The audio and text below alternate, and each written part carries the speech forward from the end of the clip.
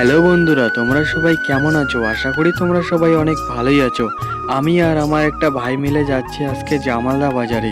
জামালদা বাজার হলো একটা ঐতিহ্যবাহী পুরনো গ্রাম বাংলার হাট। সেই হাটে অনেক কিছু কেনাবেচা করা হয়, সব কিছু পাওয়া যায়।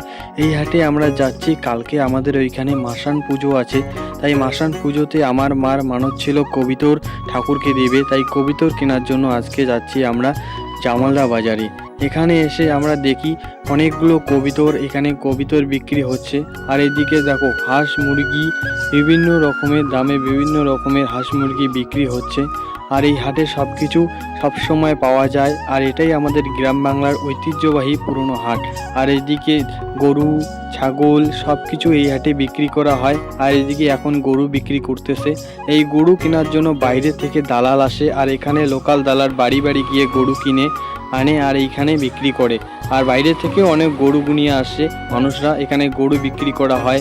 আর এদিকে ছাগলও বিক্রি করা হচ্ছে, পাটা খাসি বিভিন্ন রকমের ছাগল এখানে বিক্রি করা হয়।